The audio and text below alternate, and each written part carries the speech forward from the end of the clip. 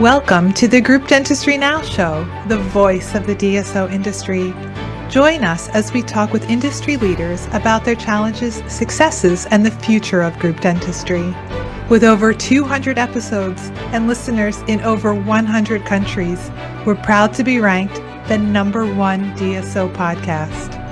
For the latest DSO news, analysis, and events, and to subscribe to our DSO weekly e-newsletter, visit groupdentistrynow.com. We hope you enjoyed today's show. Welcome to the Group Dentistry Now show. I am Bill Neumann, and if you are listening to this podcast, after you're done listening, you really should watch the video. So please come to our YouTube channel or go to groupdentistrynow.com because we are on site at the Dental City warehouse. We're at their headquarters in Green Bay, Wisconsin. And as you can see, there's a lot of activity here. They've invested a lot of money in robotics and technology, and it's really exciting. I mean, there's just, it's fun to be here to see the changes. I was here about a year ago, and things have changed dramatically here. And they're really investing in their business so they can help serve their customers. And also it's a great benefit to the employees here as well. So we're focusing on supply chain modernization. So when you see all these robotics and technology that they're using, whether it's the investment in their website that you might not necessarily notice, but you certainly can see what's going on here. We have 5 supply chain experts with us on this podcast. We're going to talk about supply chain modernization. Those experts are John Mathys. He is one of the owners of Dental City. We have Joe Cavaretta. He's with Cavaretta Consulting Group. He's the founder. We also have Stephanie Schoenrock. She is a senior consultant at Cavaretta Consulting. And we have Brandon McCarty. He is the CEO and founder of a company called Curemint, which was one of the first procurement platforms on the market for the dental industry. Jordan Lorenz, who's the vice president of sales and marketing at Dental City. So we're going to talk about procurement. We're going to talk about supply chain modernization, why a distribution partner that's investing in the future of the industry is so important, and a whole host of other issues that will be really impactful for you. So let's get to those interviews.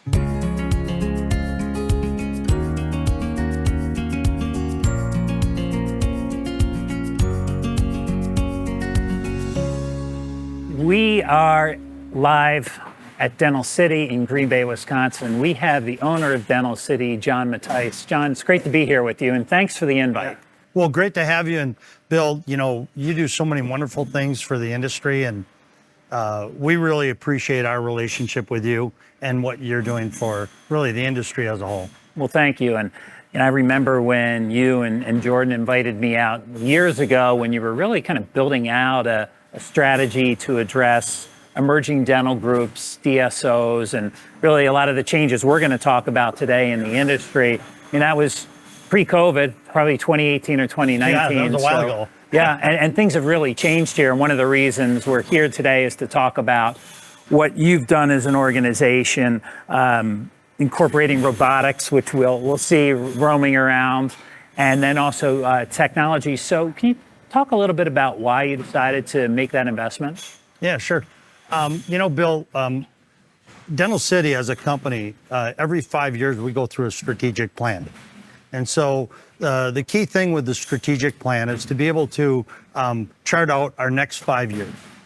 And so recently, the last 5 years, we really took a look at the changing dynamics of the dental industry and really came up with a plan that through our strategic plan that really said, listen, there's some key initiatives we need to do. And one of them was really revolving around the changing dynamics in the dental industry and how supply chain is going to affect that. So we came up with a strategy that really said Dental City in the next 5 years needs to be a world-class distribution business, okay? And really, from a supply chain management standpoint, we have to deliver the highest level of service to our customers, whether they're a single practice, a DSO, a platform. We need to meet them where they're going to want to come into Dental City and participate with our business. We need to be at the highest level. And then we have to deliver the highest level of performance to the customer each and every time. So the investment was technology and robotics. That was part of the 5-year strategy plan. And can you talk a little bit about how many, I mean, there are a lot of these robots running around here. And talk a little bit about how you determine the number of them and what they do here. Yeah. So, we went through an extensive bit of research with our statistical data on how we process orders, how the orders come through Dental City, how we would process them in the warehouse. And with collaboration with consultants, we came up with a system of really adding some key components to our distribution center. One of those was a carousel, vertical lift modules, going from a pick and pass picking process to a pick to consolidation process. Once we determined we were going to go to a pick to consolidation process, we really started looking at what kind of technologies we could use to efficiently pick. In the end, robotics played a major role in that decision. So we have about, I think, 22, 23 robots within our distribution center right now. We've partnered with Locus Robotics, and it's been a huge success for us. I think some of the benefits is the efficiency at which we can pick an order quickly. And then the way that it impacts our force, our team here out in the warehouse, as far as reducing a lot of the stress. Traditionally, we had people pushing large carts around, picking multiple orders. And we didn't even realize the benefit that we were going to have by engaging with robotics within our organization, but it's removed an immense amount of stress. And the other thing is, from a standpoint of an organization like ours, we want to have scalability. So if we begin to be partnering with a large platform or a large DSO group, we want to be able to take in that increased revenue that could come quickly and be able to scale up and handle that and have it be a seamless transaction. So we've been very, very happy with the engagement of the robotics, the VLMs, the carousels as well. Just a couple of points that you mentioned. I saw one of those carts that you were talking about that people push. You still have a couple floating around in the back. And I mean, these are very heavy, big carts. So this does alleviate a lot of stress for your employees so they can focus on, doing other things. So we talked a little bit about the impact it has on your employees, but what about the impact technology and robotics has on the customers? Yeah, I think that's a real important part. And, what we learned really over the years is that the most important thing is when the customer places an order, they want that order delivered accurately and in a very timely fashion. So we have some critical targets here. We've come up with a plan where any orders received by 3 o'clock are shipped out same day. Our targeted order accuracy is 99.9%, which last month we were at 99.9% accurate on all of our orders. We track that on a daily basis. Not only do we track that on a daily basis, but we track any errors that we have by where did that error occur? Did that error occur in the carousel picking area? Did it occur through a robotic? Did it occur through our consolidation area? And what we're trying to do is strive for perfection, okay? Because the customer, in the end, wants their product delivered timely and accurately, right? And so our goal is to deliver the highest level of efficiency. And if you can't track each specific area where there might be an error and make the corrections, you can't deliver your promise to your customer. That really leads into the next question I had, which you already started to spout them off. Statistics. You're a big numbers guy. Yeah. You actually have a chart right here. And just before we started to film, you were asking somebody, I need these numbers. Yeah. So what type of statistics do you have for us? And you already talked about some of the numbers that you really track on a daily basis, but why numbers? Why are you so focused on them? Obviously, it's important to the business, but is that just the way you're wired? Are you a numbers guy? Yeah, I think as a business owner, you have to be able to answer questions when things don't go right.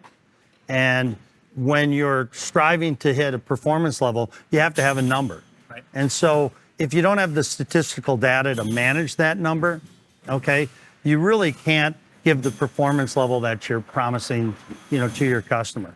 I think for anyone looking to partner with a distribution, whether it's a single practice or whether it's a DSO, a large group platform, they really should understand the performance of the partner that they're picking to deliver their goods. Obviously, a dental practice, when they get a patient in the chair, okay, they need that product there. They need that service there at that time so that they can take care of their patient. They don't want to send them home and reschedule that patient. So it's critical for us to do that. So we put key metrics in place. And those key metrics, we have things like we look at our fill rate or service level. And we really target for about a 99.5% accuracy or fill rate with our orders. And then on top of that, we have our VIP items, which are our top 200 items. And they account for about 33% of our total revenue. And our goal there is to be at 100%. And we run really consistently at about 99.9% accuracy rate. So, you have to, when you look at supply chain, you have to have the merchandise in. So you have to acquire the merchandise, bring it into your distribution center, make sure that you have that available to ship.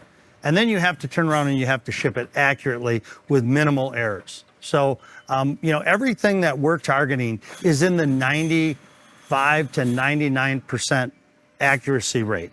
And so you start out with a system where maybe you're not there, but you have to set targets and then find out why you can't achieve those numbers and really peel back the layers of how you determine the fixes to make sure that you give that accuracy to the customer. So we've done that from an order in inventory management point all the way through to our pick process here at Dental City. And obviously the robotics and the technology and even the use of AI has really impacted the level of performance we can give our customers. Okay. I don't know if we're going to get through one interview without AI being mentioned. Yeah. So it's really in everything. It seems like we do, whether it's personally or in business. You talk a little bit about AI and how that's impacting in your business. Yeah, I mean we're using the AI in a number of different facets. Everything from how we provide information to our sales team and how they can communicate with the customer, all the way down through our supply chain and our distribution.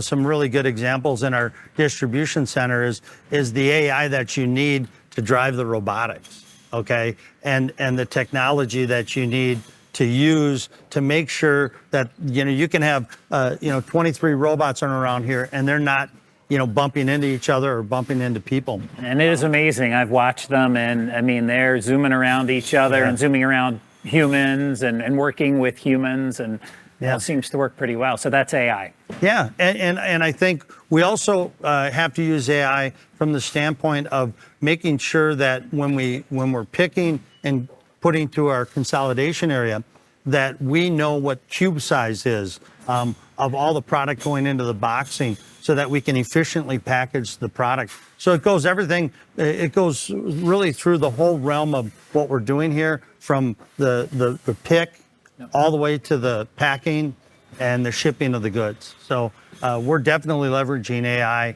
and we've got a great team here, and we've got great partners that we have and consultants that we've used to really put together a system that we're really proud of. Yeah, you should be. It's amazing, just the change that I've seen since the last time I was here, pre-robots. But it's a lot more than that, right? I mean, you had to get a lot of things in place before you could even put the robots into action. Yeah, we probably had 15 different design plans for our distribution center, and we kept tweaking them and tweaking them and tweaking them. And I kind of say to our team, it's easy to make things look hard. It's hard to make things look really easy. And we've had to really work hard and spend a lot of time looking at data analytics and all of our shipping metrics and our information to make sure that we could come up with a system that was going to deliver the very highest level of service, and really do that in a relatively small footprint for an organization, as well as making sure that we can scale for, as our revenue grows, because Dental City's been growing, at roughly 15% a year. And so we have to accommodate for that growth. I think one of the great successes that we had was we have a 5-year strategic plan to hit a certain revenue number. I won't mention that revenue number. But last week, we had a one day where we hit our revenue target, which is 3 years out from today. We hit that revenue target out, and our distribution center was able to handle all those orders, process those orders, and have them in the truck and heading out that day by 5 p.m. And so we're real comfortable that as an organization, we're capable of scaling to our revenue targets, which is 3 years out now, because we're 2 years into our 5-year strategic plan. And that really leads into my next topic, which is, you've got your 5-year strategic plan. We're looking at the industry. It's changing pretty dramatically, I'd say, in the past 3 or 4 years. And a lot of different things going on, but one of the big things is market consolidation. Yes. And so some of your customers are growing. They may be adding a practice or two a month in some cases. Some of the larger groups are doing things like that. So you've got solo practitioners that are either selling their practices, they're going to work for some of the larger DSOs, or doctors that are now saying, hey, I want to start my own private group practice where I don't want to own just one location, but I want to own 3, 4, 5, or 6. So you've got really this dynamic change, and you were really paying attention to it. But how has that impacted the decision making at Dental City? Yeah, well, I think, I've been in the dental industry for almost 40 years. So I've seen the traditional dentistry model for many, many years, but dynamically in the last 5 years, the industry as a whole has dramatically changed. And I really think if you look out to the next 5 years, you're going to see, a quadrupling of those changes. And so I think it's a challenge for all dental distribution businesses and supply chain businesses within all industries.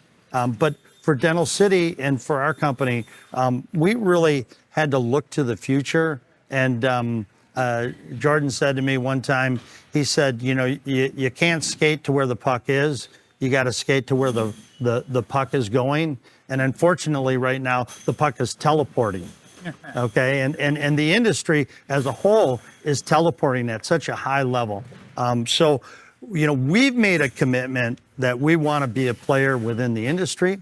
And so we're investing huge sums of money to make sure that we can deliver on our promise and our engagement with customers. And it's things changing from traditional outside sales reps to inside sales teams to online activities to API connections to every different way that a customer can engage with our organization. So it's definitely changing, and it's a challenge for all distributors that you have to embrace it and try to put together a team that can take you there, right? And so that's technology, infrastructure, that's leadership.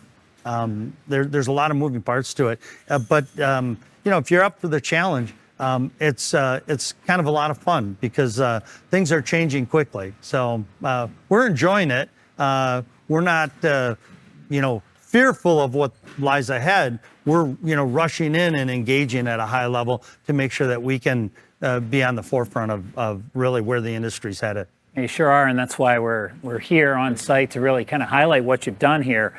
It's no small feat to add robotics, make all the, like you talked about, the design changes here in order to get everything to work. So we're in Green Bay. Green Bay's a Packer town, right? Big football town. It's a winning city. So winning's important. It's certainly important to you, it seems. So what does winning look like to you in Dental City? Yeah, well, that's interesting. My great uncle was a quarterback for the Green Bay Packers with Fairleigh Lambeau in the 20s. Part of that competitiveness is really, in my family genes. But as an organization, we foster a highly competitive environment here. We have some real founding belief systems that you earn your opportunity here, and so we have a competitive environment. We're constantly challenging our team. We bring in performance coaches. In fact, we have a performance coach called, her name's Betsy Mitchell. She was a performance coach for the Green Bay Packers for many, many years. And so she's been working with us for about 25 years. She's retired, but she's engaging with us. And her responsibility is really to performance coach our team, our leadership team, as well as many of our employees. So from a standpoint of what our expectation is, it's a high level of performance here. And we use metrics, we use performance KPIs with our organization to make sure that we drive our team to give the highest level of service we can to our customers. Excellent. John Mathys, owner of Dental City, thanks so much. Great conversation. Yeah, great talking with you, and thanks for everything you've done.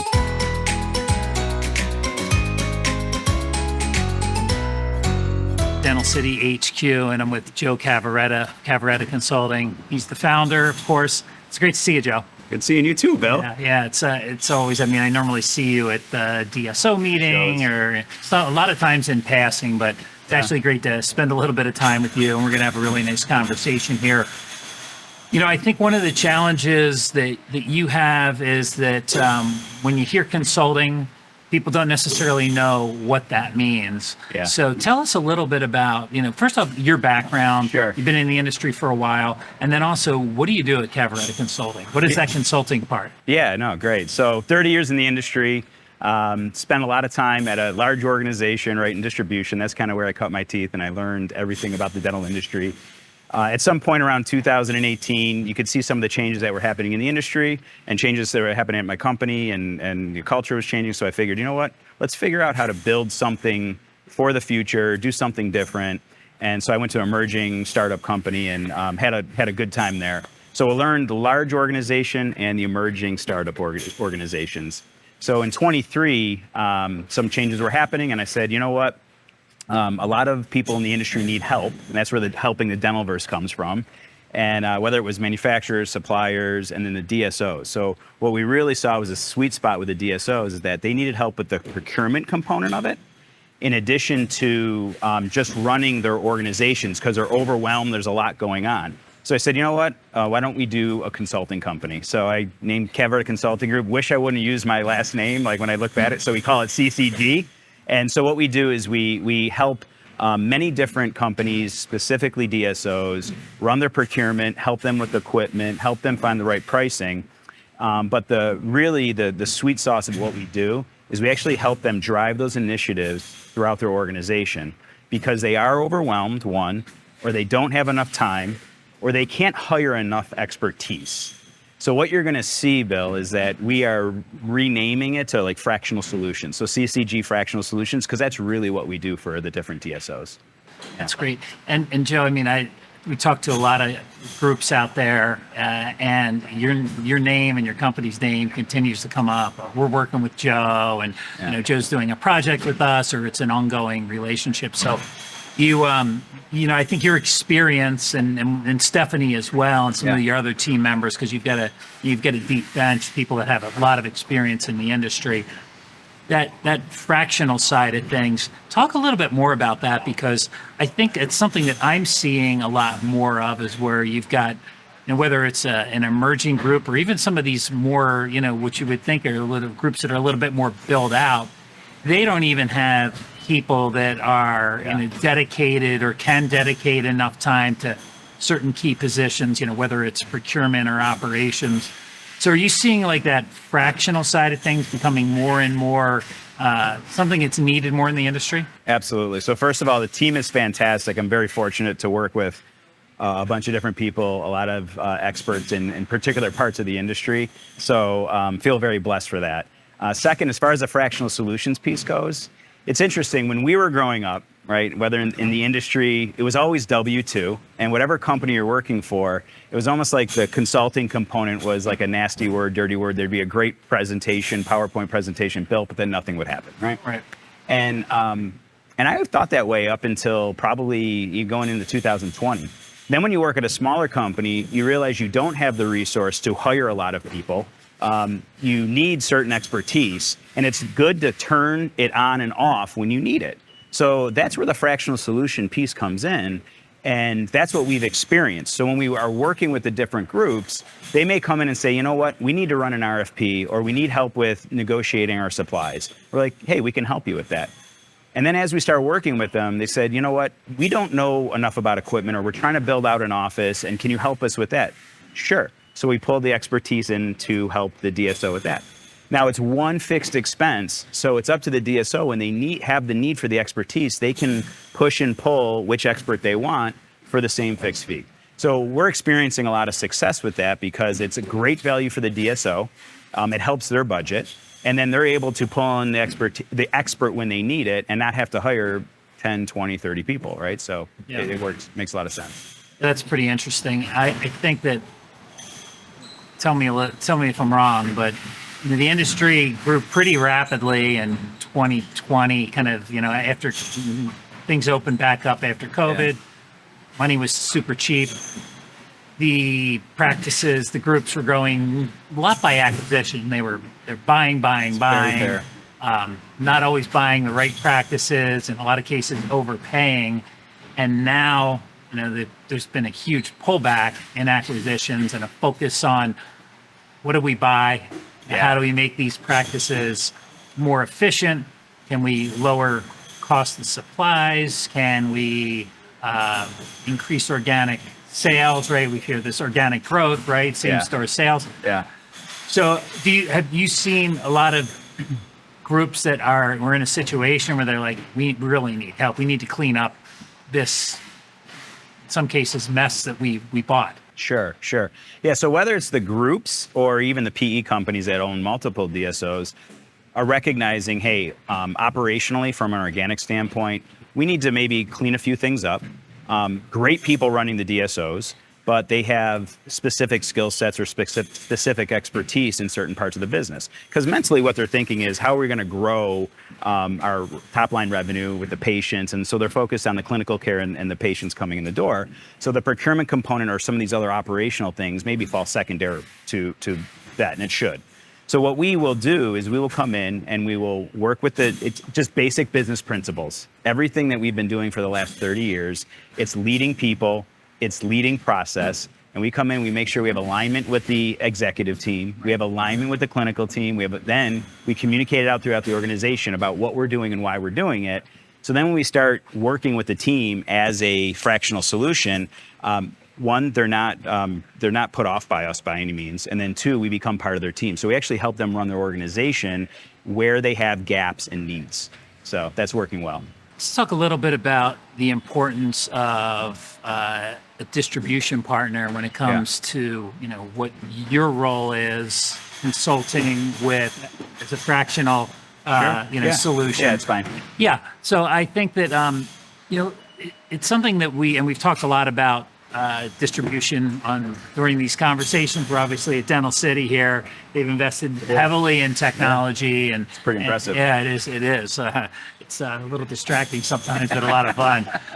So talk about when you're working as a fractional consultant, how does distribution factor in to your recommendations and just kind of the strategic planning that you do for your clients? Yeah, so I come from distribution, so I'm a huge fan of distribution, and whether it's full service, which still has a massive role in the DSO space, massive, to regional distribution or historically supply-only distribution, the industry can't run without it, okay?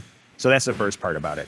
The second part about it, when we're trying to figure out who a DSO is going to choose, a lot of it comes with interviewing the DSO. So what are your needs? What would you like to do? Do you want to stay with the incumbent? Are you open to moving? The service component is always the first thing that they say is, I don't want to lose my service. So we have to make sure that whatever solution they choose, they're still getting that level of service to keep their equipment up and running. So after you go through those questions, typically what happens is you want to have one of a major distributor, so you can have the overall national coverage, depending on the size of the DSO, of course.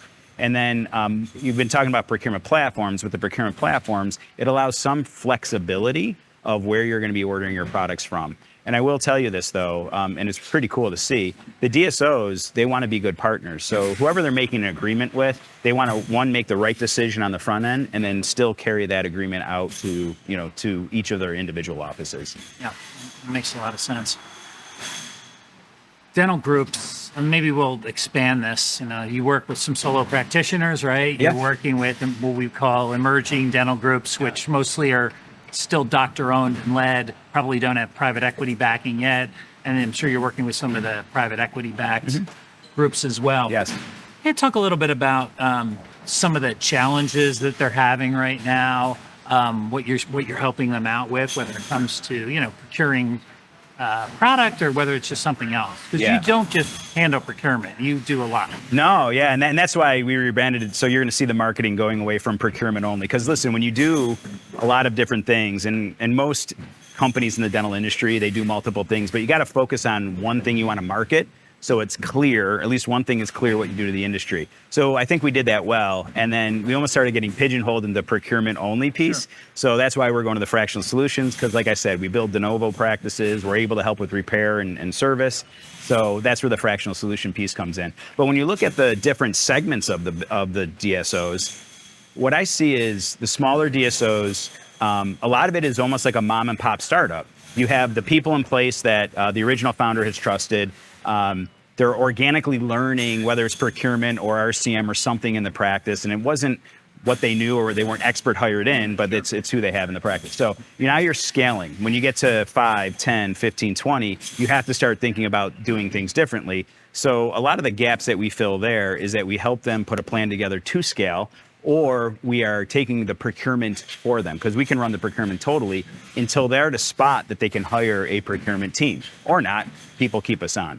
When you're going to the 20 to 100, a lot of similar scaling, but now it's different because you're across state lines. You're going more national. You may be interested in the PE company. You may be getting ready to recap. There's just a lot of different factors going to play. So even though they still need that help with gaps and running their DSO, they may want also help with the SAT. Like, how am I going to integrate the technology? And can you help us negotiate that and help us drive that initiative through the organization? You're going to hear me say that over and over again. Because then when you get to the higher level DSOs, it's the same thing. They have more people, great people, and they have certain expertise, but they may not have every single thing that they need to drive that initiative. So what I mean by that is if they're trying to get a SaaS product in there, like let's just call it an uptime for service or whatnot, they may not have someone on their team that understands the service and repair part of the business completely. So one, you have to understand that. And then two, once you start incorporating that into the DSO, you have to actually spend time and attention internally, right, within your DSO, making sure the team understands how to use it, making sure they're using it, measuring it. So it goes back to the business principles. So that's how we're helping each of the different segments in the DSO space. Wrap-up question here. This has been a great conversation. So just kind of, you're moving from consulting to more of a fractional service. Yeah. Talk a little bit about, the future. What does the future look like for Cavaretta Consulting Group? Yeah. Probably going to be a new name, I'm guessing, right? Yeah. And then maybe a little bit about the future of the industry. Where do you see things going? We saw this incredible growth from a consolidation perspective. So we saw, the top 50 DSOs, I think from 2020 to 2021 grow by like 15%, and then I think the next year from 2021 to 22 was was about 12%, and I think in the past year it's leveled off to about 4%. So we saw big growth, not so big growth, almost flat. So where does the industry go from a consolidation perspective? And then where's the Cavaretta headed? Yeah, so two things. I still see consolidation happening, and I think there's a couple factors, and I'm an economist, but the money right now is more expensive than it usually has been in the past, and just aggregating EBITDA is not the right strategy per se right now. So I think everybody knows this. It's the operational efficiencies internally in the DSOs that are going to allow them to get to the EBITDA level they want, to get to the multiple they want. That's going to make it attractive for someone to come in and buy them. So that's where I've seen a lot of the slowdown also. So that's why we're doing what we're doing, is helping those efficiencies. But I see it continuing on. I don't see it stopping. And I do think that, when we started, people really didn't know what DSOs were. It wasn't even called, I don't think, DSOs. It was just called, group practices, and it was called special markets at one point. Yes, it was used to be the Dental Group Practice Association before it was the ADSO, and then somebody decided to coin the term DSO, and it all changed. So that wasn't that long ago. No, it wasn't. So I don't see it stopping. I think it's going to get better. I think it's going to evolve also, because typically with the DSOs, you got to own the EBITDA.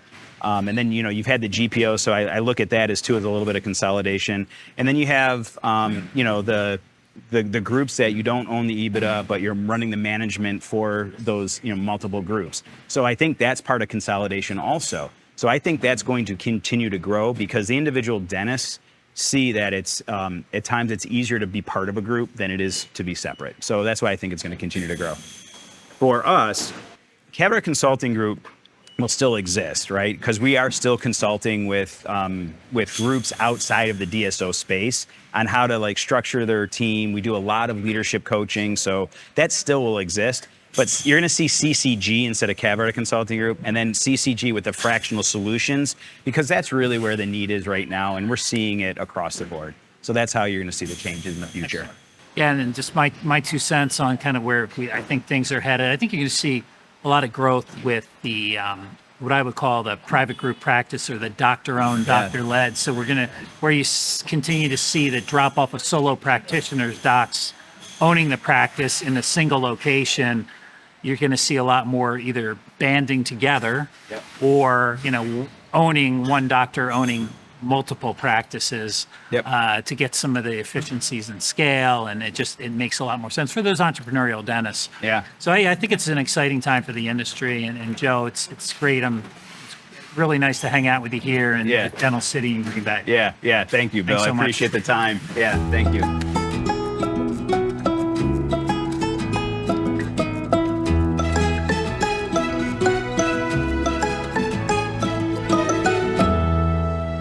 Stephanie Schoenrock, welcome. It's great to have you here. It's great to be here. Thank you. We are here in lovely Green Bay, Wisconsin. We're at Dental City's HQ. You made your way here from Minnesota, so it's really nice to have you here. Tell the audience, you're a senior consultant at Cavaretta Consulting, but a little bit about your background in the industry. Yeah, I started in dental about 23 years ago.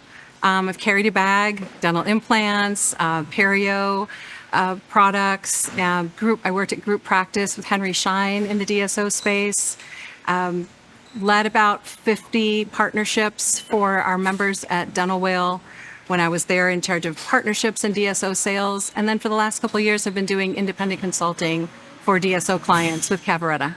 Okay, so you knew Joe through Henry Schein and then at Dental Whale as well. That's where we met, at Henry Schein, yes. Yeah, that's great. Yeah. So you've got a lot of experience. So let's talk a little bit about, because we've had a lot of conversations today, but talk a little bit about utilizing a procurement platform and how it really impacts dental practices. So the DSO or the dental group's practices right at that practice level, the office managers, the staff, the day-to-day. Procurement platforms can be as utilized or underutilized as the team wants them to be.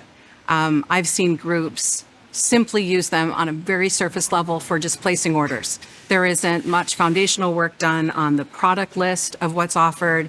They're simply moving from a manual or phone call or visit with the rep to place orders to, some keystrokes on on the computer. And then I've seen other groups and private practices alike really adopt all of the features of a platform. So they spend a lot of time working on the right SKUs for their organization, the right products and vendor partners that align with their top procedural codes, for example. And then they are very planful in the inventory levels that they want to have. So they might be using all of the modules to their maximum. And then when you add to that like a layer of frosting of the analytics and the quick access of data on the dashboards, they're really able to introduce efficiencies that they weren't able to before.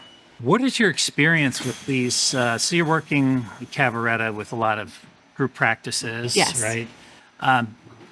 Maybe talk a little bit about how the groups are using procurement platforms differently. Like, what are they looking for, whether it's the analytics, whether it's compliance, things like that? Maybe just discuss, some best practices. Yeah, that's a great question. Every DSO is a bit different, right? They come to us with goals for their procurement, and they also come to us with very unique setups internally. There could be a procurement director with, hardly a team underneath, right? Or there could be a team that handles the day-to-day communications with each of the practices, but not much of a director, right? So sometimes they're looking for some efficiencies operationally that a platform and the team can really get behind with a new software. And other times they've had experience with many softwares and they just haven't found the right one. So we do a lot of Q&A and finding out, what hasn't worked, what's working now. Oftentimes private practices are really dialed in to a system already. And it's hard to see how a platform might optimize that.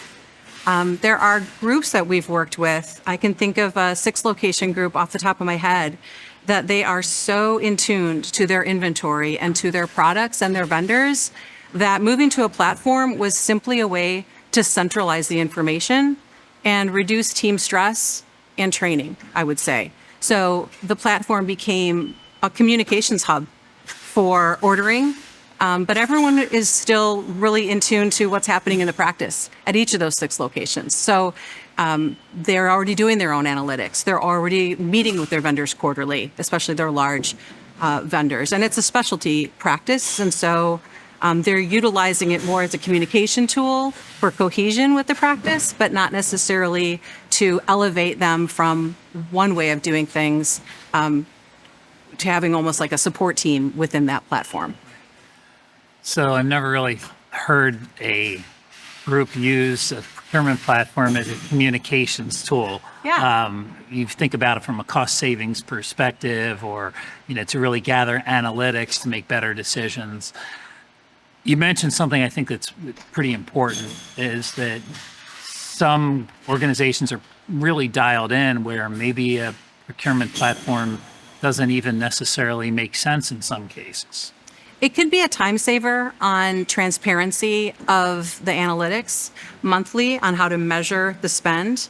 When you think about a platform pulling together multiple vendors, if utilized well, not just a few vendors, but the direct, indirect, distributor sales, supply-only distributors, et cetera, you've got a lot of input coming in. And unless you're working closely with your CPA or in the general ledger and your office manager, it's hard to see trends within that data. So at minimum, taking a look at the dashboard analytics, what your top items were that month. Maybe you see something new that popped up that's in your top 20 or top 10, and you're wondering what's happening. Maybe it's a reflection of an initiative that's gaining traction. And so to see those supplies show up on a top 10 list where they hadn't historically could mean that someone's doing a great job implementing a new technology with different supplies, and that patients are being presented with that solution and that's gaining traction. And so that's a nice way to kind of take the temperature of an initiative as well. You worked at Henry Schein, so you understand the distribution side of things. What is the importance of a really strong distribution partner like a Dental City when it comes to that whole procurement process? Because again, sometimes we think about the software itself, but you still have to get the products from somewhere. And we talked a little bit about the huge investment that they made here at Dental City with robotics and technology in order to, make sure that the customers are being met where the customers are. In other words, if they want and need product in 2 days, or next day, like most of us are accustomed to now, right, with our everyday products. Dental offices and DSOs are no different than that. But talk a little bit about, when, you're at Cavaretta Consulting and you're evaluating procurement platforms, distribution partners, other vendor partners. Talk about the importance of distribution. Distributor partners, I would say, when they're truly partners, those discussions sound different. It isn't about, is this here in 2 days? It isn't necessarily frustration with delivery times. It is more so, does my distributor understand my business? And I think the most important foundational work that you can do before adopting a procurement platform is sitting down with your top distributor partner and getting their ideas, because what we're trying to do is consolidate inventory, whether that's as a total SKUs used by the practice or number of SKUs offered per a product category like gloves or infection control categories. And when you sit down with your distributor partner and just roll up your sleeves and ask them for their best ideas to help you achieve that in categories where you might hit a roadblock or simply just aren't as familiar with the products. I'm not strong in understanding ortho products. So for me to sit down with a supplier or distributor and ask them a little bit more, how can I spend better in this category? Where am I duplicating my efforts? And get their ideas about their private label lines, for example. Vendors that they have a lot of success with group practices. They'll also share with you, different loyalty programs that they're aware of that they can enroll the client in. And so really having a business discussion with the distributor is where that extra juice comes from the squeeze. Supply chain challenges. You talk a little bit about maybe what some of your customers experience, and then also how distribution partner and also a procurement platform can kind of help alleviate some of those challenges. What are you seeing? What are you hearing about? Operationally, a platform can help practices pivot much more quickly and make decisions based on their own data. So what I mean by that is they can quickly, at their fingertips, figure out the quantities that they've ordered from whether it's a specific product or, again, within a category. They can see if something's on back order. That's a real easy example, right, for private practices or groups. If you've got a formulary in place or a list of preferred products identified in your search results, and all of a sudden something key is on back order, and this is where my comment about communication comes in. If everyone sits down at 50 different practices and sees that their product is on back order, and then sees an alternative with a note that says this is temporarily replacing a different SKU, it's communicated to all 50 buyers at the same time without everyone kind of ordering willy-nilly what they're thinking the doctors, the clinic, the patients might need. So it streamlines those decisions, makes the decision-making quicker, because someone on the back end had to identify that product, put it in as a secondary formulary item or an alternative, associate it with the main item. This is detailed, but it has some thought behind it. And then when all the buyers log in, they can see the thought behind that process. And so being able to pivot quickly is important. Coming out, I heard earlier Jordan mentioned the pandemic, right? Everyone learned a lesson there, and people are much more open to having relationships with a secondary distributor, a new supplier, for example. And so they might not purchase something direct normally, but if they have high volumes or again, there's a back order, they can quickly toggle from one item to another, and they can also measure the financial impact that decision will have. So if they move from a $5 box of gloves to a $10 box of gloves, and they're going to do that for about 3 months, they can forecast what that will mean from a cash flow perspective for the owner. I think back orders are just so common in the industry, and it's not the distribution partner in most cases, it's the manufacturer that has the back order. And, so there's the importance of a good distribution partner is that they've got good communication with the manufacturing partners. Yes. But to your point, it's very common, whether there's a pandemic, whether there's tariffs. I mean, just in general, back orders happen. So then you add in these other things that, we don't necessarily expect. And it is great to have alternatives like that. But you have to think through that process to have that backup and then look at what that impact might have if you're paying 25% or 50% more for a substitute until that product is back in stock. That's right. And you can have those lists already in the system and you can work on them slowly over time. So when there is an emergency, when there is, something that changes, you can quickly reference the work you've done in the past. We talked about supply chain challenges and how really a procurement platform and a good distribution partner can help alleviate a lot of the challenges. Let's talk about some other benefits. I know with a lot of the bigger groups, compliance is certainly, it can be an issue. It can be an issue at the practice level because sometimes they want to use what they want to use.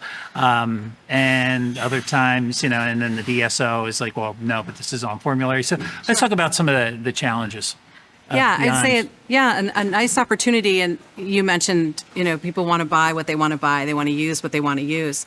And that freedom is perfectly acceptable to some groups and others not so much.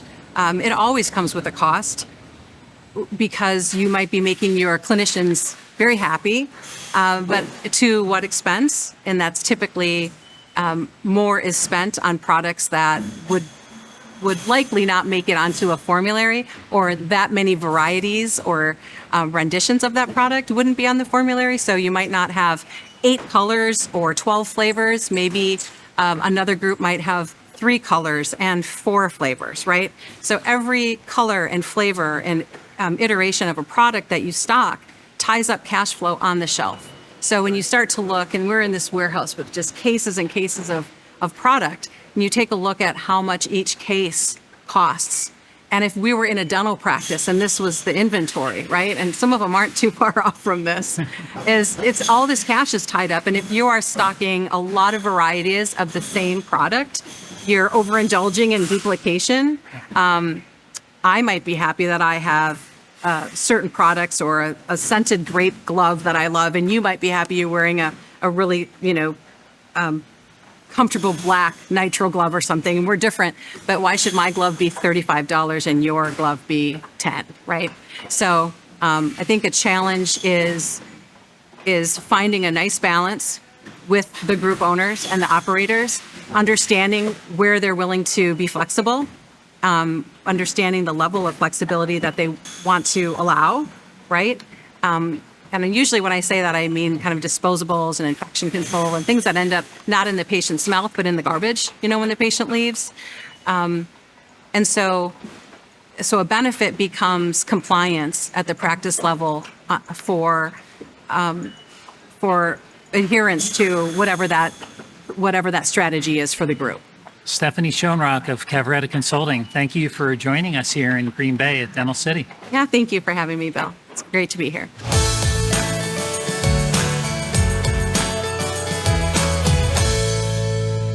I have with me Brandon McCarty. He is the founder of Curemint. Brandon, it's great to see you again. Great to be here. It's been fun.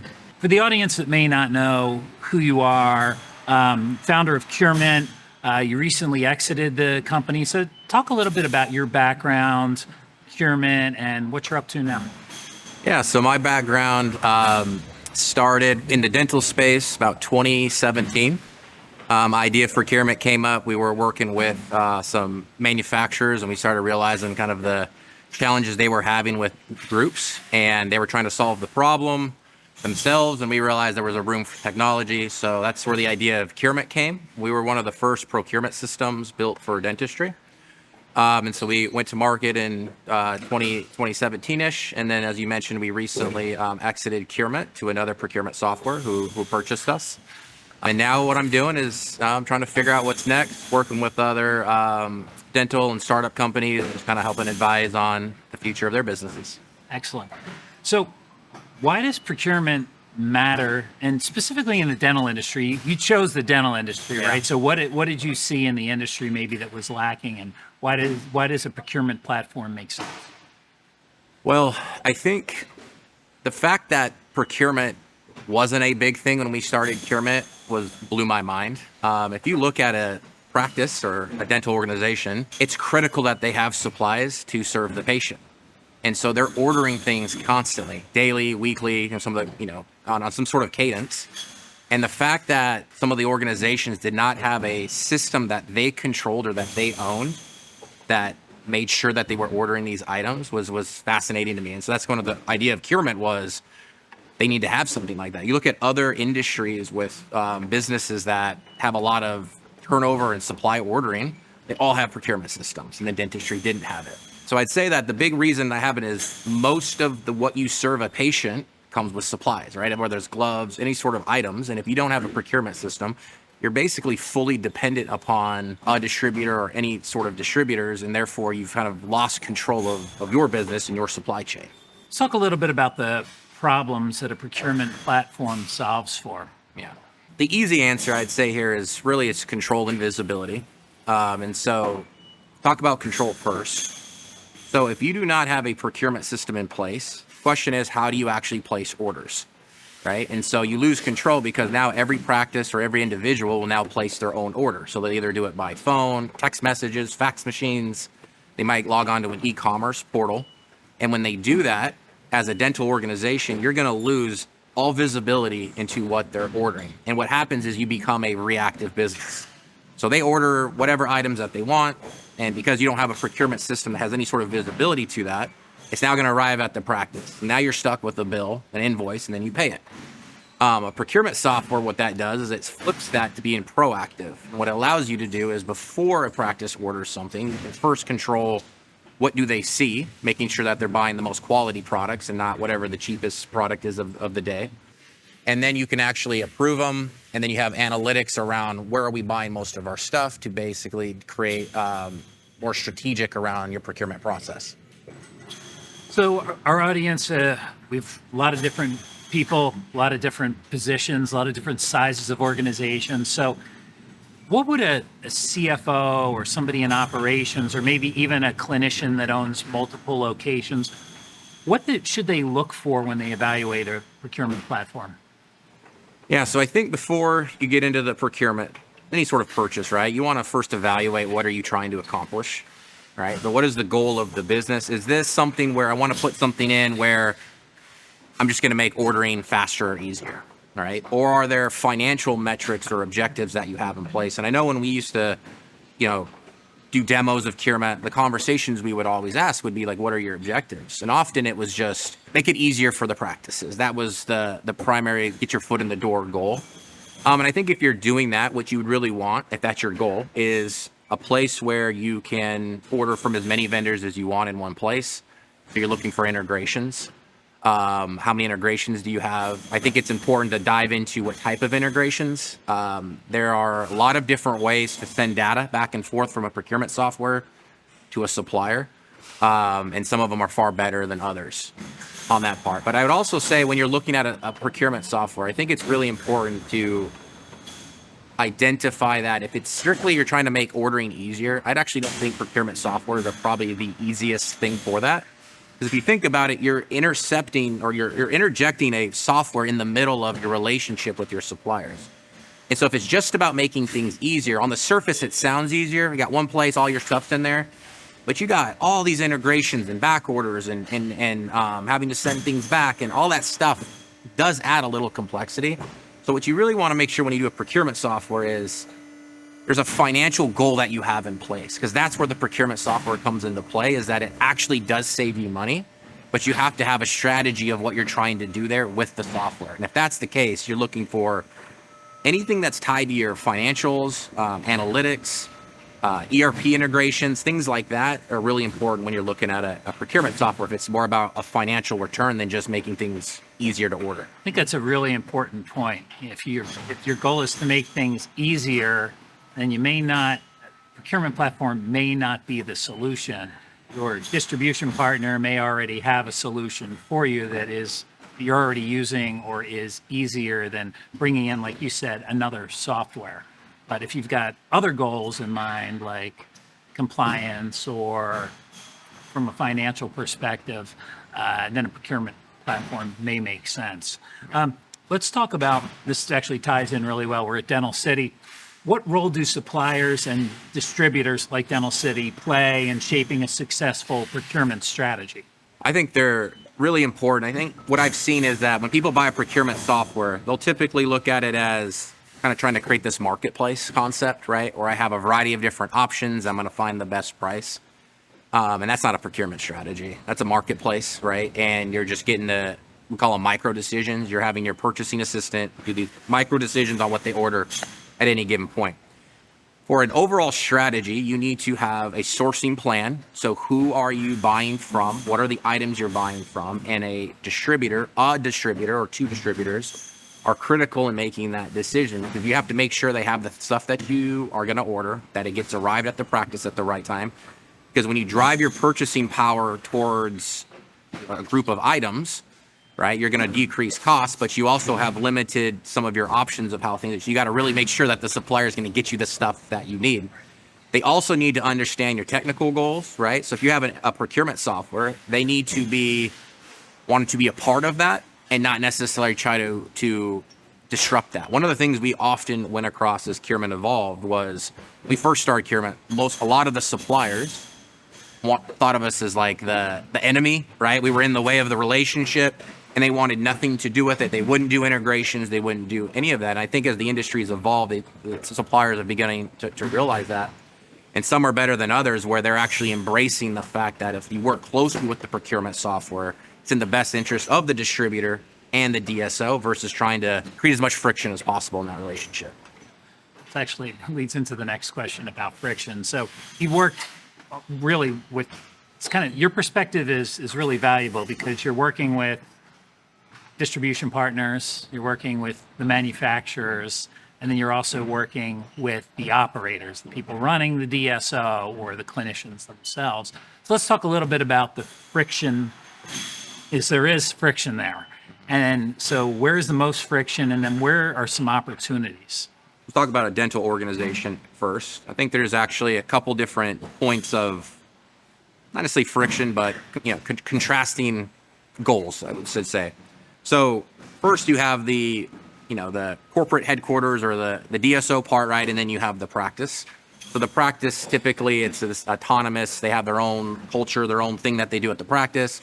And then the DSO is trying to control costs, simplify purchasing. And the dirty word here is, right, like a lot of them won't want you to say this, but they're trying to control what you can buy at a better price. Like that's what the DSO is doing. And there's this conflict at the practice where they want autonomy, they want to do whatever they want to do. So that's what I think most people are familiar with, is that idea. Sure.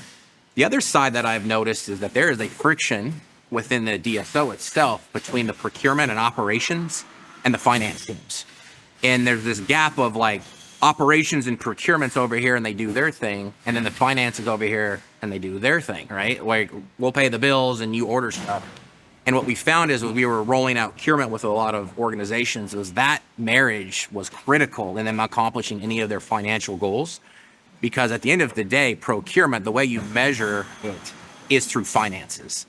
And so if you don't understand how things are being coded in your general ledger, right, the net terms and the payment process of payments, that's going to completely affect getting shut off by a supplier because you're not paying them or whatever's going on. And so there has to be a part here where the procurement team needs to be more familiar with finance, and finance needs to be more familiar with the operations of the business.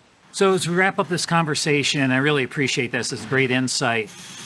Let's talk about the future of procurement solutions, and this may be what your next big thing is, right? Yeah. As you kind of look at the future of procurement solutions.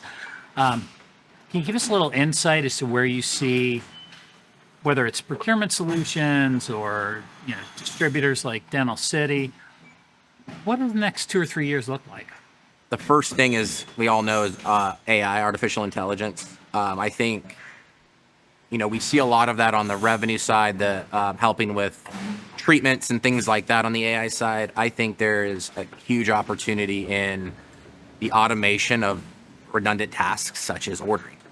I don't see any reason why in the next couple years that 80 to 90% of all ordering is automated through AI and that you do not have to have a staff purchase anything. If you think about that, that is a really important piece because you remove the human element out of these decisions. And really, if you look on a spreadsheet of a procurement strategy, it's about you're purchasing a certain amount of items, certain specific items at a certain volume based off of, and there really is no thought involved. It's just math. So if you can have an AI system that knows the math and just does that, I think that removes a lot of the burden on the staff, which then turns into the staff can now be more patient facing and more of the experience that generates revenue.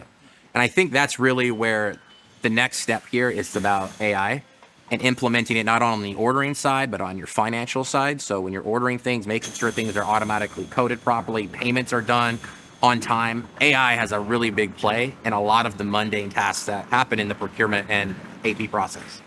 I knew we weren't going to get through this interview without AI being mentioned. We almost got through it. But I think that makes a lot of sense. And I think the other thing, AI could free up the staff to actually form better partnerships with Dental City and manufacturer partners. So I think there is an opportunity for AI to do some of the mundane tasks, but also, like you said, things that really the human shouldn't be involved in. There's no emotion involved in it, right? It's the numbers. Math, yep. It's the math. Well, great. Well, thank you, Brandon. Great conversation. Appreciate it. Brandon McCarty, founder of Curemint. Absolutely. Thank you.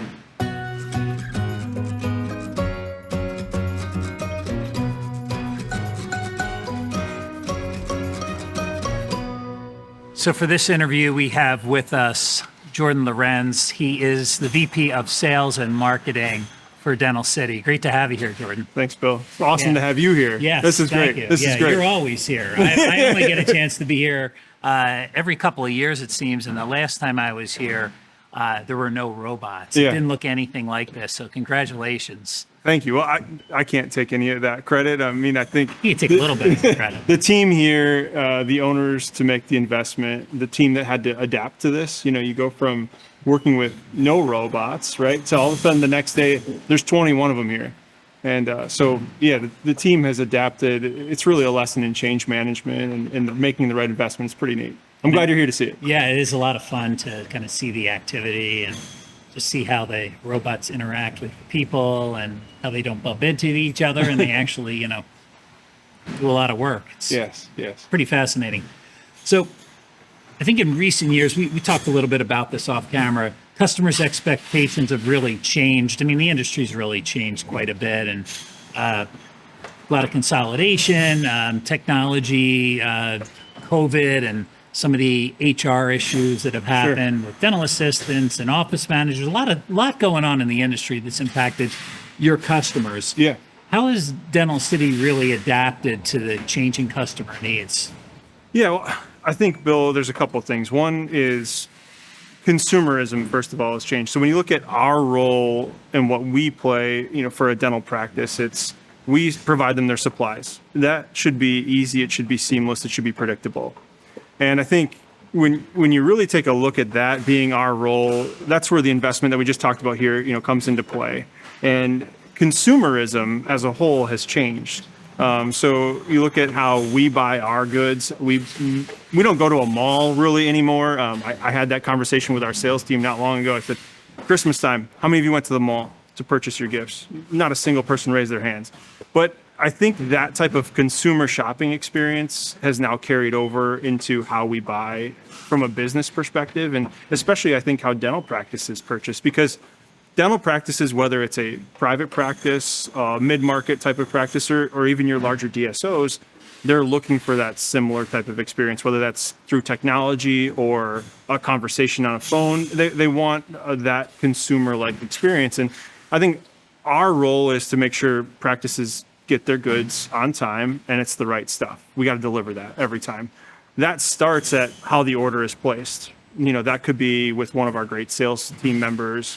But it also takes an investment in technology. And I'm not talking about this type of technology. It's the technology that'll integrate out to a really nice website, out to a procurement platform that we've talked about already today.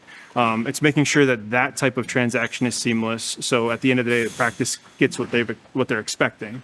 So I think, our role has adapted from being 100% on the phones to making the right investments in our internal technology, whether that's our website, whether it's the way customers interact with us over email or phone, but also especially having the right infrastructure to adapt to the change in the procurement platforms. We have to be able to connect and work seamlessly with those, because at times that's what the consumer wants, and that's our goal. We got to meet them where they want to be met, and that's where our investment goes. And I think that's a great point. And when we talk about technology, right? You're not just talking about the robots. You're talking about your website. Yeah. So when people, is it easy to order? Is it pleasing to the eye? I mean, Dental City does a great job when it comes to the marketing and the colors, and it's just it's pleasant. It's what people, like you talked about, consumerism. Right. You want it to be easy. You want it to be pleasant, whether it's website interaction, whether it's the person on the phone,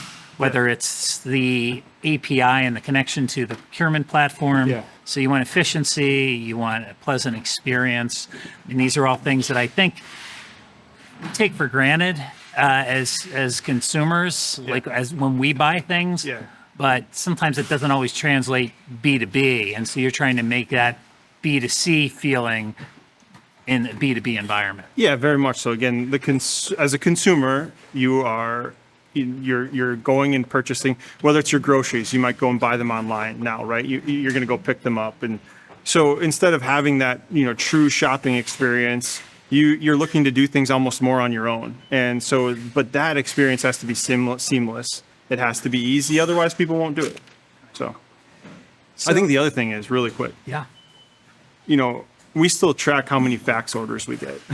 So it doesn't have to be using some form of technology that's recent. It doesn't have to be a text. We have people that order through Snapchat with us. Like, they'll Snapchat their orders. It really is about what does the end user want their experience to be. So if that end user's experience is I'm going to handwrite my order and fax it in, like, we have to be ready to handle that too. So from those API connections to a fax machine, you got to be ready to take it all. And Snapchat. And Snapchat, yeah, of course. That's pretty diverse. Meet the customers where they are. That's right. Yeah. Great point. You've also taken a different path than a lot of distributors when it comes to partnerships. And it's something that I've noticed the past couple of years where you, as an organization, have really tried to offer technology solutions, with maybe their membership plans, financing solutions, just a lot of things that maybe dental practices and dental groups don't necessarily think of when they think of a distribution partner. Right. Why did you feel it was so necessary to form those strategic partnerships? I think, first of all, there's a lot going on in the dental practice, and supplies is one small portion of that. And the supply part needs to be easy. So some of these other things that are important to the practice, whether that's collecting, or if it's some sort of alternative insurance plan, right? You got to have some of those things available. For us, it became about providing these solutions to the customer, but not being the one that has to own this solution or even be an expert in it, right? We truly think like our expertise has to be supply chain. We have to be good at technology. We have to be good at understanding what a dental product does when our customer needs to know more about that. So that's where our emphasis has been and needs to be. And that's where the partnerships come in. So you work with somebody like a Curve Dental, for example. Curve, one of the leading cloud-based practice management solutions in the industry, a fantastic partnership there. And they can come in, be the expert in practice management, and make sure that that goes really well for your practice when you need it. You work with somebody like Plan Forward, who just keeps growing and expanding. It's been fantastic to watch, Jane and the team really, take all that world on as an insurance alternative. And you pick the right people, like-minded people, and it's really easy to make those recommendations to our practices because they're going to be really well taken care of. So our focus, again, it has to be on this. It has to be on supply chain, and finding the right partner to take on the rest of it is important. Our practices are looking for solutions, and it doesn't need to be completed by us, but it's always nice to have, something that we can recommend and something that we've worked with and vetted and bring that to the table. So you have a real variety of customers. You have the traditional solo practitioner, doctor owns the practice, they may have one location. You may have several doctors owning multiple sites, right? Whether private group practice, some emerging groups where they're scaling up. You mentioned one of the larger groups that you work with that is adding several practices, it seems, every month now. Yes. And you're able to meet their needs as they scale up. And I think a lot of that is due to your investment in technology. But can you talk a little bit about maybe what these different solo practitioners, the emerging groups, and some of the larger groups, what are the needs vary there? Can you discuss a little bit and how you're adapting to really meet their needs? Yeah, sure. So first, to your point about you have these practices that are growing and they're adding a couple of practices every month, and that, so you add that to the list of growing customers that we work with, 20,000 of them across the country, and we're adding new practices every month. And so the one thing I just want to point out about that is you have to have a unreal purchasing team that in order for this stuff to even get picked and shipped, you have to be able to predict what needs to be bought, what needs to be, what's going to be purchased. Right. What do we need to stock up on? What do we need to make sure that we have for when one of these emerging groups is able to, add another location, or we just add in a lot more new solo practices into the business. And so it's not just, what are the robots doing, but what is the technology you put in purchasing to make sure that you can service all these different needs that you're talking about from a wide range of customers. And back to the first point is we are now as consumers expecting to get our product in 2 days, or in some cases next day. Right. So better be here. That's right. Yeah. So it goes all the way back to that. But I think, every practice is looking for something a little bit different, a little bit unique. I think it was like my first DSO conference probably 7-8 years ago. And it might have even been you. I don't know who said it, but someone said, one DSO, one DSO. And I think that can also be said about a solo practice. You're working with one practice and there's specific needs. They might have a specific customer base. They choose a different set of products to work with that customer base, and you have to be prepared to handle that. And the same thing goes for you work with one DSO, and their needs are unique, whether they are using a procurement platform or whether they're working with us over the phone or through dentalcity.com. So each one has a little bit unique of a take on exactly what they're expecting out of their distributor. Mm-hmm. Some people want us more involved. Some people want us to kind of sit on that periphery and just be the ones that are providing them the products. And we're ready to do any of those things. So. And I may have said it, but I stole it from, if it was me, I borrowed it from Dr. Mark Cooper, who started the Mastery Company. And so he was the one that said, if you've seen one DSO, you've seen one DSO. And it really is true. I mean, they may have the same number of locations, but they all operate very, very differently. Right. There's very few that look identical. Yes. So, right, again, you've got to meet that customer where they are. Right. Whether, they have 10 locations and do things this way, or have 10 locations and do something totally different. And some of them might lean on a distributor, more for, almost the consulting or the practice analysis pieces. And some of them are going to have like a true consulting group that they work with. And that's going to be where the practice analysis comes from. And so every one of them, has this different angle that they want to take. And that's great. And we're willing to, work with any one of those. So. We talked a lot about procurement platforms. We had Brandon on. Yeah. He focused on that. In your experience, does every practice or does every dental group need a procurement platform? No, I mean, you don't have to have one, right? It comes back to your needs at your practice or at your group. It also comes back to, at your moment in time, what is your team capable of handling? You really have to look internally and say, I have a set of people that, they can handle you setting up and running with the procurement platform, because a lot of the work that goes into that is done behind the scenes. If you want to get the most out of your procurement solution, it's a lot of work that takes place beforehand, and then the results from that afterwards can be great if you use it the right way, right? So, but that's not a necessity for everybody. You could be a 20 practice DSO that's using multiple websites to place orders, or you could be using spreadsheets that you're taking a picture of and texting into your salesperson. I think it really depends on that practice, their needs, and really their team. What is their team ready for? And that, you got to do an evaluation on that. Yeah, we did a survey last year, maybe not quite a year ago, and it was a procurement survey, and one of the questions was, are you using a procurement platform? And I think we had 53 DSOs, somewhere right around there, and about 55% said they were. Yeah. So that's 45% that aren't currently using. Some were evaluating a platform, but there are a lot that were not evaluating a platform and were not using, they weren't currently using one. Sure. So I think it depends on what your goals are, right? Yeah. And certainly not necessarily easier. It's not necessarily easier. I think, again, the behind the scenes work that has to go on. So number one, you have to make sure that you pick the right procurement solution. But some of the practices that you get out of trying to implement a procurement solution, like setting up your budget, setting up potentially a formulary, making sure that you're narrowing down and consolidating your SKUs. These are things that my opinion is that if you're going to go through that practice, a procurement platform really helps you take that to the next level, which is like the compliance piece of it. You can actually put that in place and allow your team to execute on the plan that you put in place.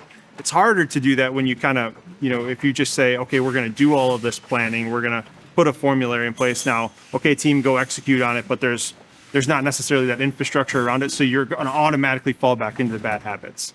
So again, it depends what you're trying to accomplish. The practices that you go through in order to set one up might be great for everybody, but what are you really trying to get out of it? Great point. Wrap-up question here. Dental City continues to grow. You continue to innovate, and it's great to just see all the cool activity here. Yeah. I say that every one of these interviews. It's just fun. It's fun to be on the floor here to see all this happen. Why do you think you continue to grow? While it's not a secret. A lot of distributors, both large and small, have really been struggling the past couple of years. Sure. So, I can't really speak to how any other distributor is doing or not doing. But number one, I think, and this isn't certainly the number one point, but I'm going to guess John may have already talked about it, but there's a culture of winning here. Right this way is a racquetball court. Behind me is a basketball court, and out that way is a full court basketball court. So we got people in the organization that run 100-mile races for fun. So there's just like this innate, like built-in competitive nature that I think comes being part of this organization. And, I think number one, or part of it is like, we just want to win, and we enjoy winning together. Now, granted, we had a little draft contest because the draft was here in Green Bay. I happened to win that. I just want to make sure that we get that out there so it lives forever. John can watch that clip whenever he needs to. That culture of winning is just built in, and it's fun to be a part of that. And it's fun to come to work when you're winning. It's fun to come to work when you get to do stuff like this, right? You put in the robots and you make them go. Those plans too, like that long-term planning, the infrastructure that you have now built, that when the next thing comes at you, whether it's a pandemic or whether it's tariffs, right? You have this infrastructure that's built, that's ready to kind of handle what comes next. And so in order to have this infrastructure, though, you have to execute on a plan. So it's not just that you built this, it's that you created a plan, you executed on the plan, you implemented the plan. So I think when you look at where does our success come from, a lot of it is competitive nature, and a bunch of it is being very planful and working that plan over and over and over. And the execution. Yeah. So I think there's a lot that goes into that, but we're well set up. When you listen to John talk, Dave, our other owner, and Roy, the way that they've built this business from nothing to what it is today, and you have them intimately involved every single day in everything that's going on. There's this passion that comes from that kind of bleeds into everybody else, and it's really great to be a part of that. So. Thank you. Jordan Lorenz, Vice President of Sales and Marketing for Dental City. Thank you. Thanks, Bill. Appreciate it. Thank you for joining us today. Don't forget to subscribe to the podcast to stay up to date on the latest DSO news, insights, and events. Also, subscribe to our DSO weekly e-newsletter at groupdentistrynow.com.